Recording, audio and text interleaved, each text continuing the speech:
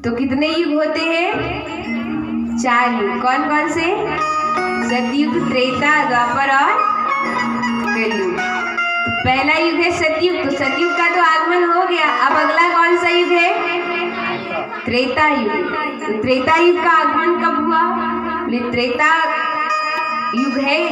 त्रेता युग में यज्ञ का महत्व होता है, बड़े बड़े यज्ञ अनुष्ठान किए जाते, तब जाके लोगों को भगवान की प्राप्ति होती। तो भागवत में यज्ञ कहाँ है? इसमें भी यज्ञ है, बस अंतर इतना है कि वो द्रव्य यज्ञ है, उसमें घी आदि सामग्रियों की आहुति प्रदान की जाती है, और इस भागवत रूपी ज्ञान यज्ञ में अपने अपने कमियों की आहुति प्रदान की जाती है, अपने अपने दोषों की आहुति प्रदान की जाती है।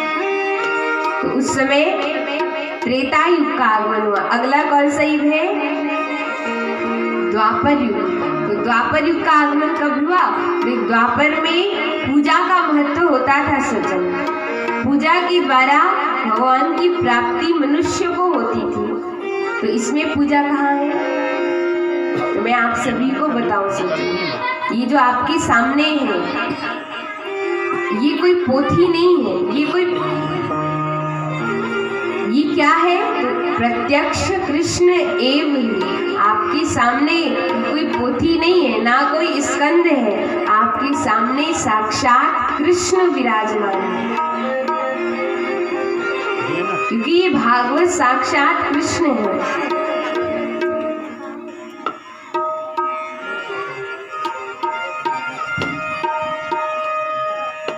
और जब सज्जनों भगवान इस धराधाम को छोड़ के गए ना सज्जनों, तो 3 स्थान में अलग अलग रूप में गए हैं। तो एक रूप में भगवान इस श्रीमद् भागवत ग्रंथ में समाये थे, इसलिए इस भागवत को कृष्ण स्वरूप माना गया है।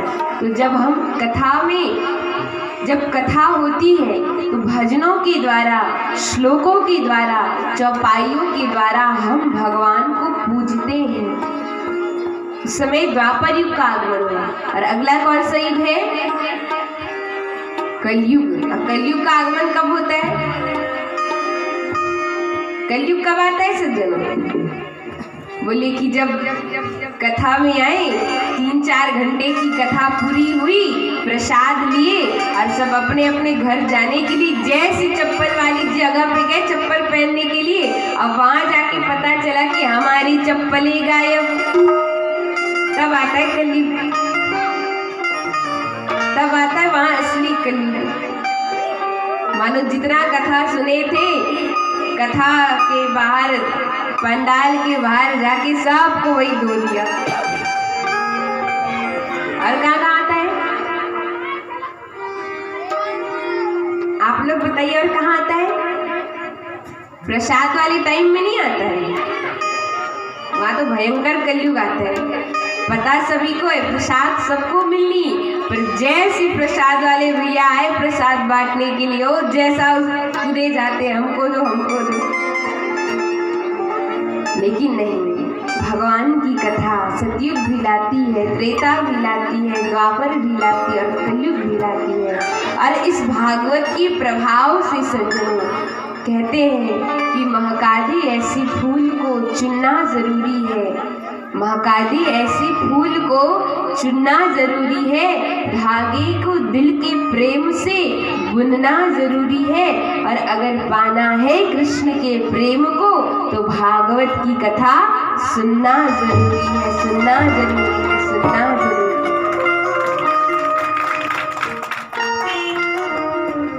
यही वो साधन है, यही वो मार्ग है जो हमें भगवान के चरणों तक लेके जाता है।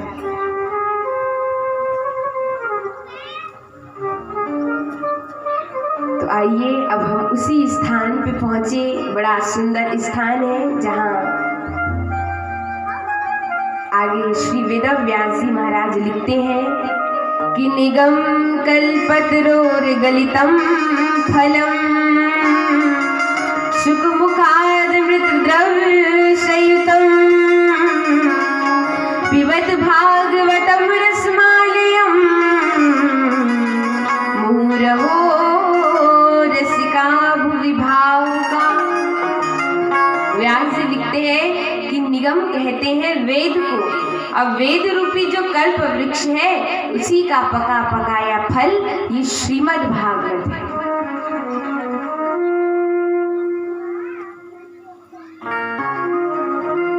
जितने भी वेद है, वेद क्या है? वेद है वृक्ष और उस वृक्ष का फल है ये श्रीमद् भागवत।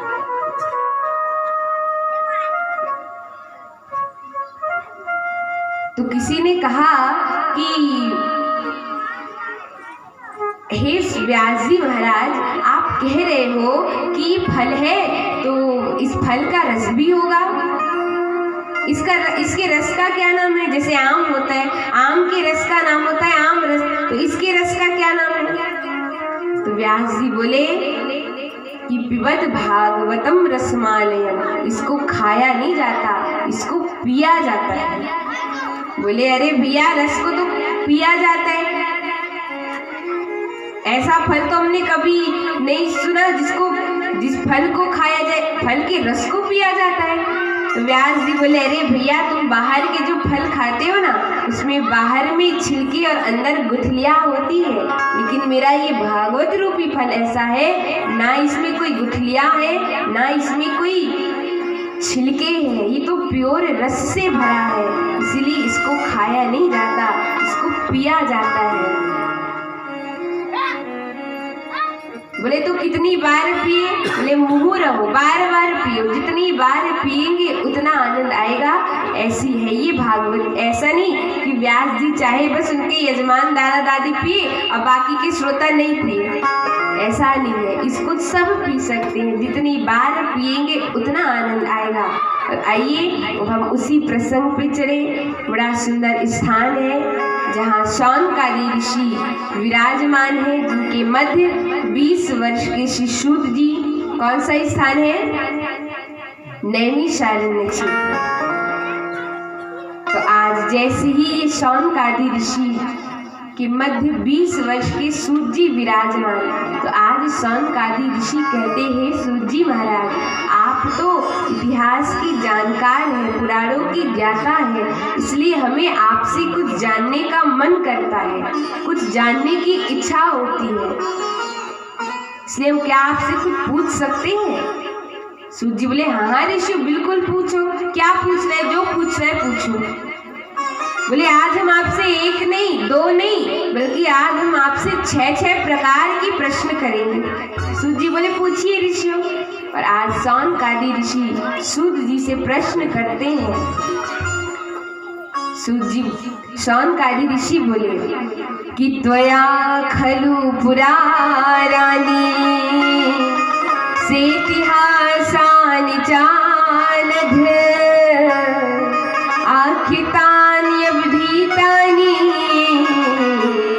धर्मशास्त्राणि यान्युता।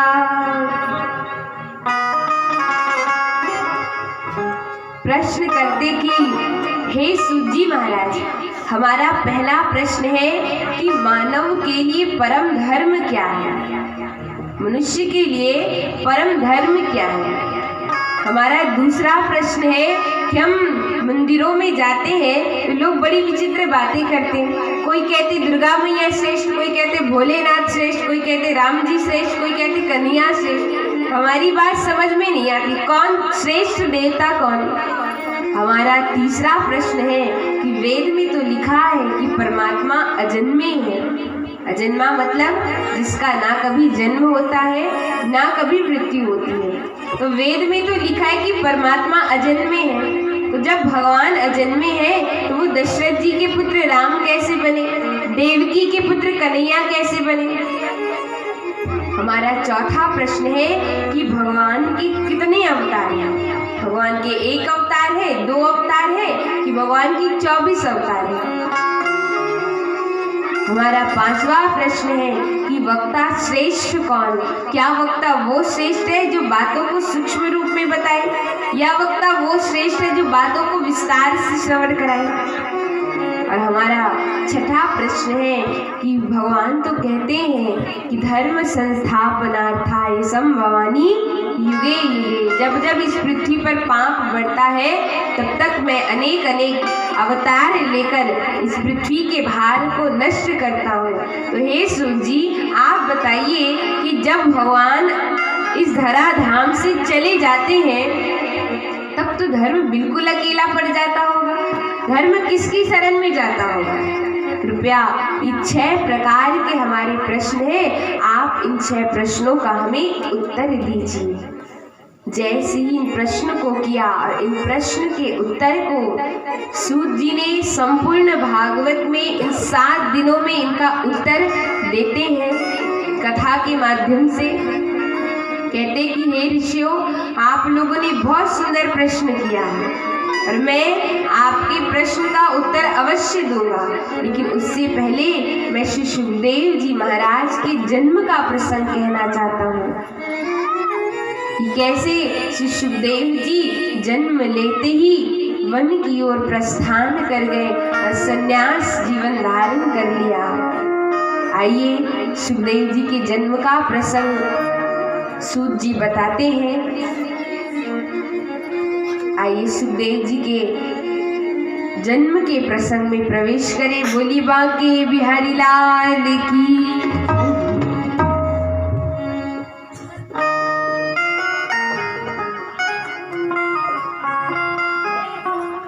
सूत जी बोले, हे ऋषियों, गोलोक धाम में किशोरी राधा रानी की गोद में सुखदेव जी महाराज क्रीड़ा कर रहे थे, खेल रहे थे एक तोते के रूप में।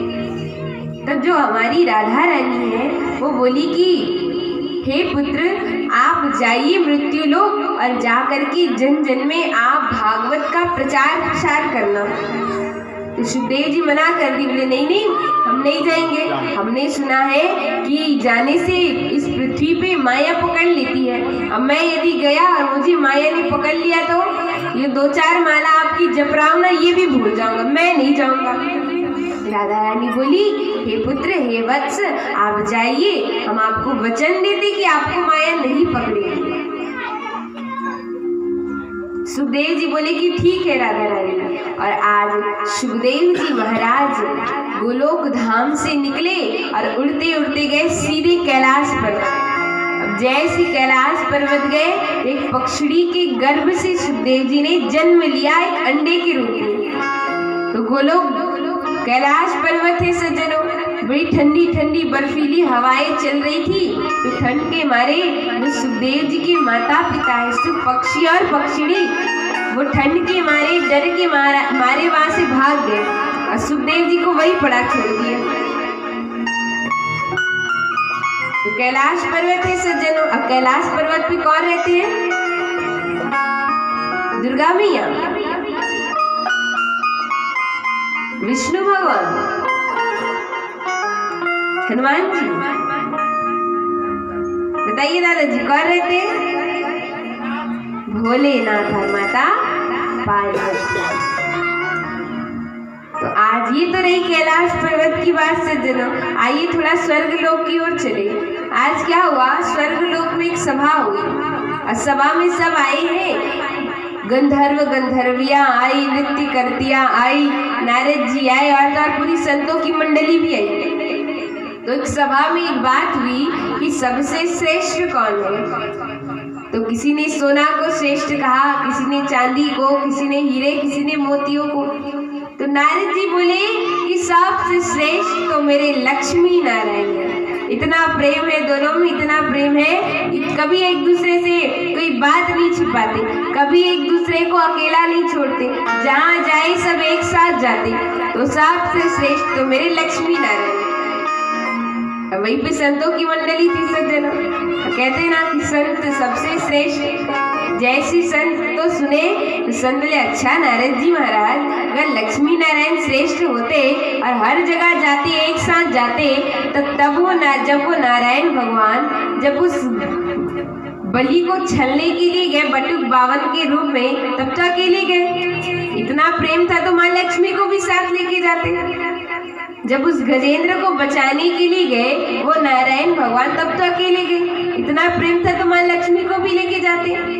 लक्ष्मी नारायण भी श्रेष्ठ नहीं। जैसी कहा कि लक्ष्मी नारायण श्रेष्ठ नहीं, नारद जी बोले अच्छा, मेरे लक्ष्मी नारायण को श्रेष्ठ नहीं बता रहे, आप ही लोग बता दीजिए कौन श्रेष्ठ है। संत बोले हिसाब से श्रेष्ठ तो मेरे बाबा भोलेनाथ और माता पार्वती है। इतना प्रेम है, इतना प्रेम है, दोनों में कभी लड़ाई नहीं होती, कभी एक दूसरे से कोई बात नहीं छिपाते। अब जैसे नारद जी सुने तो नारद जी एक बात बताई सज्जनों, नारद जी लड़ने वाले कि लड़ाने वाले हैं? लड़ने वाले कि लड़ाने वाले? लड़ने वाले नारद जी। दादी जी बोल रही हाँ, लड़ने वाले नारद जी कि लड़ाने वाले? नारद जी है लड़ाने वाले, ऐसा उनका स्वभाव। बोले अच्छा, कभी झगड़ा नहीं होता, चलो मैं देखता हूँ, मैं जाऊँ और वहाँ झगड़ा ना हो, ये संभव नहीं, अभी जाता हूँ लड़ाई कराने के लिए। गए नारद जी कहाँ? कैलाश पर्वत की ओर। जैसे गए तो भोलेनाथ तो अपने राम नाम की समाधि में थे, माता पार्वती होती। नारद जी गए माँ पार्वती के पास। जैसे गए तो मियाँ उनको बिठाती है और भोजन की सामग्रियाँ देती है। नारद जी पाने लगे तो माता पार्वती बोली अच्छा नारद जी क्या बात है भाई, मैंने सुना है आजकल आप ये मृत्यु लोग जाना बंद कर दिए हो, क्या बात है? नारद जी बोले कि अरे मियाँ मैं क्या बताऊं, मुझे ना ये मृत्यु लोग जाने का मन नहीं करता। क्यों? बोले कि जहाँ जाओ बस एक दूसरे से लड़ाई झगड़ा किया जाता है, एक दूसरे से बस झूठ बोला जाता है, इसलिए मुझे जाने का मन नहीं करता। अब जैसी मैया सुनी मुस्कुराने लगी, करके मुस्कुराते हुए बोले अरे नारद जी महाराज अब मैं अपनी क्या बताऊं आपको, मेरे स्वामी और मुझ में तो इतना प्रेम है, इतना प्रेम है कि हम तो कभी लड़ाई नहीं होती। मेरे स्वामी तो मुझसे इतना प्रेम करते कि कोई बात मुझे नहीं छुपाते।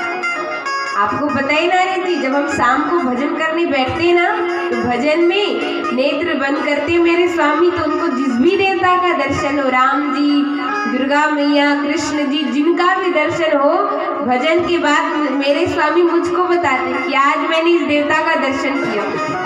इतना प्रेम करते मेरे स्वामी, कोई बात नहीं छिपाते। अब जैसी बोले नारद जी, बोले अच्छा माता आपके स्वामी आपसे कोई बात नहीं छिपाते? बोले नहीं नारद जी कोई बात नहीं छिपाते, सारी बातें आपको बताते। बोले हाँ सारी बातें बताते। जैसी कहा नारद जी बोले अच्छा तो माता तो आपको जब सारी बातें बताते हैं तब ये बात भी तो जरूर बताए होंगे कि भोलेनाथ अपने गले में जो मुंडमाला पहने होते हैं उसमें किसके मुंड लगे हैं, ये तो जरूर बताया होगा। अब जैसी कहा माता पार्वती मन में सोचने लगी, बोले मेरे स्वामी तो मुझसे इतना प्रेम करते, कोई बात मुझे नहीं छिपाते, लेकिन आज तक ये नहीं बताया कि गले में मुंडमाला पहने उसमें किसके मुंड लगे हैं, आज तक नहीं बताया। नारद जी बोले बस माता हम जान गए आपके स्वामी आपसे कितना प्रेम करते हैं। अरे माता जिस मुंडमाला को भोलेनाथ 24 घंटे अपने गले में धारण करते, आज तक ये नहीं बताया कि उसमें किसके मुंड लगे। बस देवी हम जान गए आपके स्वामी आपसे कितना प्रेम करते। अब इतना कह के तो नारद जी चले गए। अब झगड़ा कराने के लिए करने के लिए इतना ही काफी है कि नहीं सज्जनों, इतना ही काफी है। अब जैसी सुना जो माँ पार्वती इतनी क्रोधित हुई, इतनी क्रोधित हुई कि वस्त्र आभूषण सब त्याग दिए, मलिन वस्त्र धारण कर लिया। अब मलिन वस्त्र धारण करके कोप भवन में जाकर चली गई।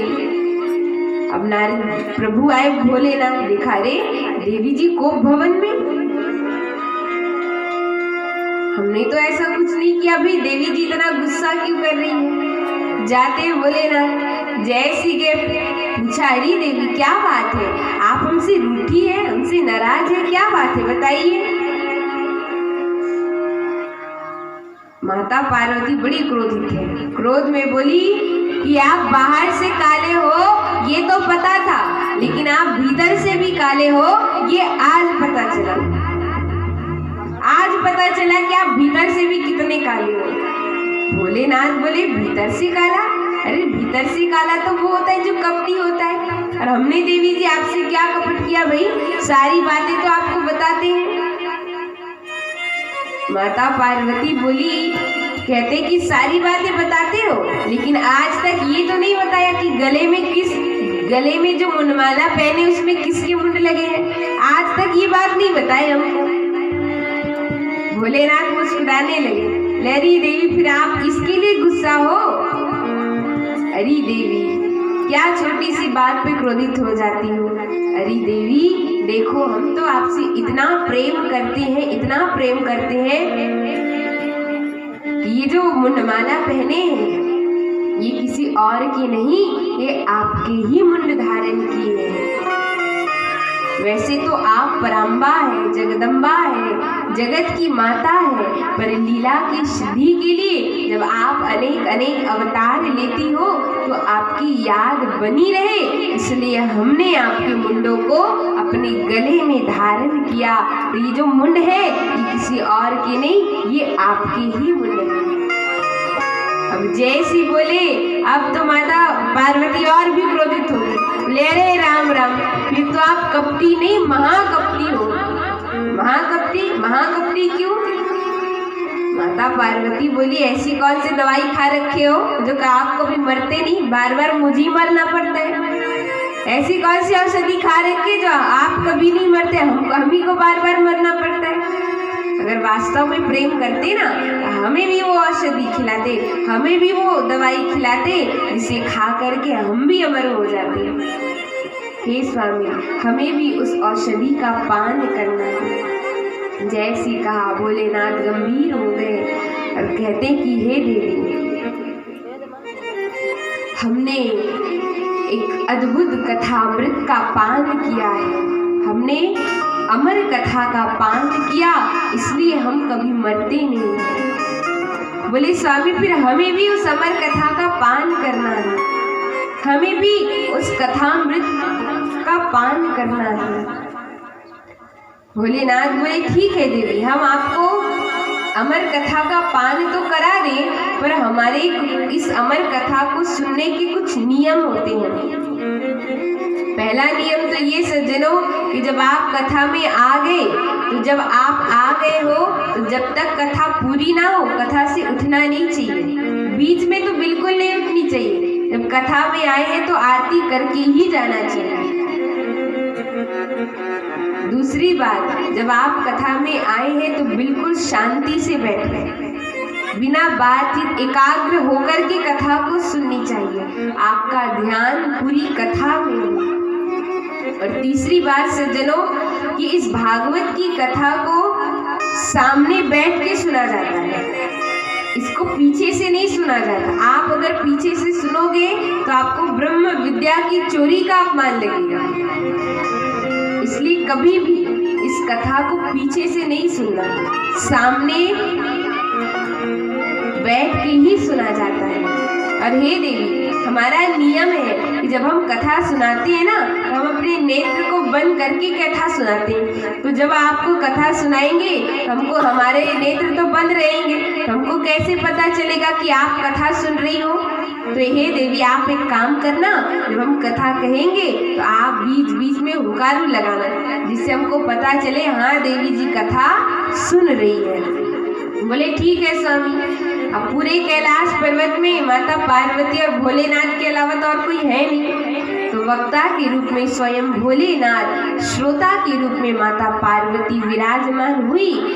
कथा आरंभ हुई, भोलेनाथ कथा कह रहे, माता पार्वती कथा सुन रही है।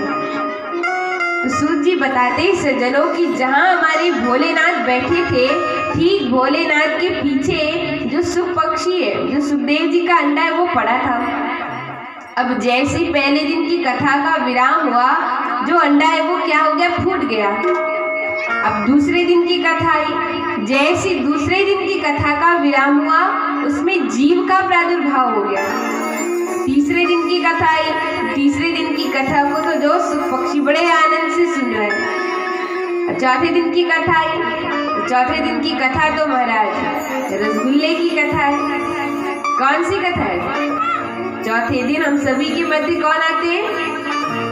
हमारे नटखट बाल कृष्ण। चतुर्थ दिवस में हमारे कन्हैया का जन्म होता है, तो उसको तो ये सब पक्षी और भी गदगद होके सुन रहा है। और इस प्रकार जैसी कथा सुना रहे थे भोलेनाथ और कह रहे थे कि जब भगवान इस धराधाम को छोड़ के जाने लगे, तो जैसे ही बात श्री उद्धव जी को पता चला कि भगवान अब जाने वाले हैं, तो उद्धव जी गए प्रभु के पास और जाके बोले कि प्रभु ज्ञान क्या है, वैराग्य क्या है, भक्ति क्या है। और जब इन प्रश्नों के उत्तर भोलेनाथ बता ही रहे थे, उसी समय क्या हुआ, जो माता पार्वती है उनको निद्रा देवी घेर लेती है। क्योंकि देखिए भोलेनाथ और माता पार्वती की कथा हमारे और आप लोगों की जैसे नहीं कि 4 घंटे की कथा पूरी हुई फिर व्यास जी अपने घर, श्रोता सब अपने घर, ऐसा नहीं। उनकी कथा निरंतर 7 दिनों तक चलती रही। न बीच में उठे, न जल लिया, न भोजन लिया, कुछ भी नहीं। 7 दिनों तक उनकी कथा निरंतर चलती रही। और इतने दिनों से मैया सुन रही है, आलस्य तो आएगा ही। आज जैसे ही सुन रही थी उसी समय माता पार्वती को निद्रा देवी घेर लेती है और माता पार्वती सो जाती है। अब जैसी माता पार्वती सो गई, जो सुख पक्षी है सज्जन वो देख रहे, अरे ये तो माता पार्वती तो सो गई, और यदि ये सो जाएंगी फिर भोलेनाथ जान जाएंगे कि देवी, अगर ये सो गई फिर ये हुकारू लगाना बंद कर देंगे। और जैसे हुकारू लगाना बंद कर देगी तो भोलेनाथ जान जाएंगे कि देवी जी सो गई। यदि जान गए फिर वो कथा सुनाना बंद कर देंगे। यदि कथा सुनाना बंद कर दिए फिर मैं जो इतने आनंद से कथा सुन रहा हूँ सब खत्म हो जाएगा। तब उस पक्षी ने क्या किया सजन, देखिए एक तोते की ये खासियत होती है कि जब भी तोता कोई शब्द बार बार सुने तो वो क्या कर लेता है, उसको रट लेता है। तो आज जैसे ही माता पार्वती को निद्रा देवी घेरी, उस पक्षी ने क्या किया, ठीक भोलेनाथ माता पार्वती की आवाज में हुकारू लगाना प्रारंभ कर दिया। अब जैसी कथा 5वें दिन की आई, 6ठे दिन की आई, और जैसी 7वें दिन कथा का विराम हुआ, भोलेनाथ ने जोर से जयकारा लगाया, बोली वृंदावन बिहारी लाल की। जैसी जयकारा लगाया माता पार्वती उठ जाती है। जैसी उठी तो हाथ जोड़ के बोली, अच्छा स्वामी, तो भगवान ने क्या उत्तर दिया उद्धव जी के प्रश्न का? भोलेनाथ बोले क्या उत्तर दिया मतलब? बोले वो स्वामी हमको ना क्षमा कर दीजिए, हम ना सो गई थी तो हम आगे सुन नहीं पाई। भोलेनाथ बोले क्या तुम सो गई? बोले हाँ स्वामी हम सो गई। भोलेनाथ बोले कि तुम सो गई ये बात तो समझ आती है, पर अगर तुम सो गई तो फिर ये हुकारू कौन लगा रहा था? क्योंकि इस पूरे कैलाश में हम दोनों के अलावा तो और कोई है नहीं। फिर यदि आप सो गई थी फिर ये हुकारू लगा कौन रहा था? पार्वती बोली हमको क्या पता भाई, हम तो सो गई थी। भोलेनाथ को क्रोध आ गया, बोले हो ना हो देवी, इस कैलाश पे हम दोनों के अलावा और भी कोई है। और आज भोलेनाथ बड़े क्रोधित थे। आगे देखा कोई नहीं, दाया देखे कोई नहीं, बाया देखा कोई नहीं, पर जैसे भोलेनाथ पीछे मुड़ के देखे, पीछे वो सुख पक्षी होता है। जैसे देखा भोलेनाथ को इतना क्रोध आया, इतना बोले इसने ब्रह्म विद्या की चोरी की है, ये जीवित नहीं रह सकता। ये सामने बैठ के कथा सुनता, मुझे कोई आपत्ति नहीं थी, लेकिन इसने पीछे से कथा सुनी और इसलिए अब मैं इसे जीवित नहीं रहने दूंगा। और भोलेनाथ हाथ में त्रिशूल लिए, तलवार ली, त्रिशूल लिए और उस सुख पक्षी को मारने दौड़े। तो आगे आगे सुख पक्षी, पीछे पीछे भोलेनाथ दौड़ाए जा रहे। तो कैलाश पर्वत के नीचे पड़ता है सज्जनों बद्री धाम। तो बद्री धाम पे विराजमान थे श्री वेद व्यास जी अपनी पत्नी विटका देवी के साथ अपने सम्याप्रास नाम के आश्रम में। तो शाम का समय था सज्जनों। विटका देवी कह रही थी कि शाम का समय, इतने वर्ष बीत गए विवाह को, लेकिन अभी तक कोई पुत्र नहीं है। व्यास जी समझाते, अरे देवी आप चिंता मत करो, अगर भगवान की कृपा होगी तब अवश्य हो जाएगा। और उसी समय क्या हुआ, जो सुख पक्षी है, जो विटका देवी है, उनको आलस्य आ गया, जम्हाई आ गई। और जैसी जम्हाई आई वो सुख पक्षी ऊपर से उड़ते उड़ते आया और विटका देवी के मुख के द्वारा गर्भ में सुखदेव जी प्रवेश कर गए। बोले सुखदेव जी महाराज की जय। और इस प्रकार गर्भ में सुखदेव जी का प्राकट्य हो गया। अब जैसे गर्भ में प्रवेश के पीछे पीछे भोलेनाथ है। व्यास जी देखते, अरे भोलेनाथ आप, कोई काम था हमको बता देते, हम आ जाते, क्या बात है। भोलेनाथ बोले, अरे तुमने चोर को देखा है? चोर? हाँ, ये चोर कैलाश से चोरी करके आया, तुमने देखा है उस चोर को? व्यास जी बोले, प्रभु क्यों मजाक कर रहे हैं? बोले, अरे मैं मजाक नहीं कर रहा हूँ, मैं सत्य कह रहा हूँ, चोर है और कैलाश से चोरी करके आया। व्यास जी बोले, प्रभु क्यों मजाक कर रहे हैं? एक चोर को क्या चाहिए, क्या चाहिए बताइए सज्जन। चोर किसकी चोरी करता है? पैसों की चोरी करता है, सोना चांदी रुपया पैसा इन सब की चोरी करता है। अरे प्रभु आपके कैलाश में ये सारी चीज तो रहती नहीं, भूत प्रेत सांप बिच्छू ये सब आपके कैलाश में वास करते। अब किस चोर की इतनी हिम्मत की आपके कैलाश से भूत प्रेतों को चुरा के ले आए? क्यों मजाक कर रहे हैं? भोलेनाथ बोले, अरे मैं उस चोर की बात नहीं कर रहा हूँ, उस चोर ने ब्रह्म विद्या की चोरी की है और अभी अभी वो आपकी देवी के गर्भ में गया। मैं अभी जाता हूँ, 12 वर्ष के बाद आऊंगा और जब मैं आऊंगा तो इस बालक को तुम मुझे वापस लौटा देना। अब इतना कह के तो भोलेनाथ चले गए, लेकिन गर्भ के जो सुखदेव जी थे वो क्या कह रहे हैं? बोले, भोलेनाथ आप तो 12 वर्ष की समाधि लोगे, हम तो 16 वर्ष की समाधि लेंगे। धीरे धीरे समय बीता, 12 वर्ष बीते, भोलेनाथ आए।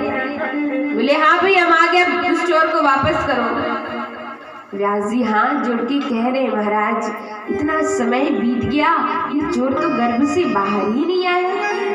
बोले, क्या अभी तक बाहर नहीं आया? बोले, अभी तक नहीं आया। तो व्यास जी हाथ जोड़ के बोले कि हे भोलेनाथ आप बुरा ना माने तो एक बात कहूँ। बोले, कहो।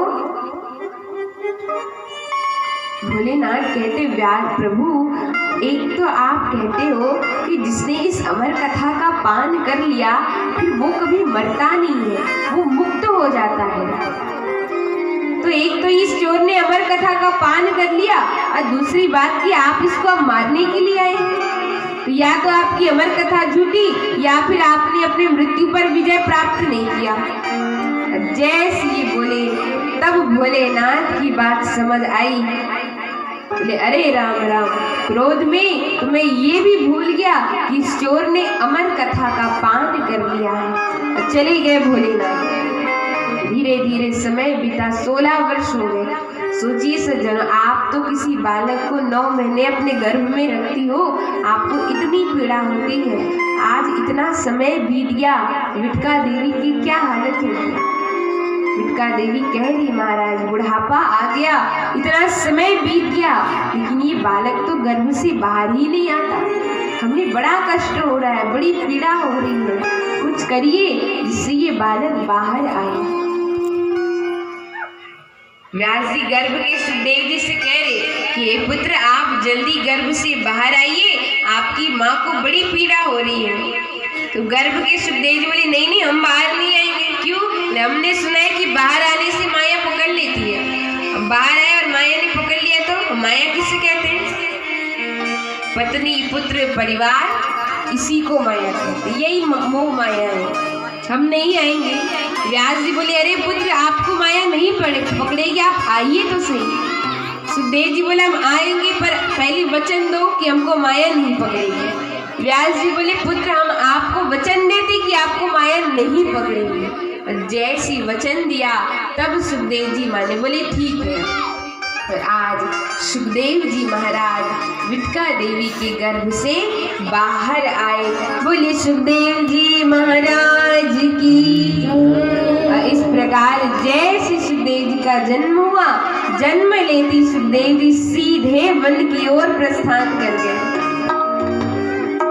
तो आगे आगे सुखदेव जी पीछे पीछे व्यास जी पुत्र पुत्र पुत्र कह के जा रहे, पर एक बार भी लौट के देखे नहीं सुखदेव जी। जैसे जंगल पहुंचे सुखदेव जी ने तो कोई उत्तर नहीं दिया, लेकिन सुखदेव जी की ओर से जो वहां के वृक्ष थे वो कहते हैं कि हे व्यास जी आप यहाँ से चले जाइए। क्यों? क्योंकि अभी जो आपके पुत्र बन के आए हैं पूर्व जन्म में शायद आप उनके पुत्र रहे होंगे। सुखदेव जी नहीं जाएंगे, आप चले जाइए।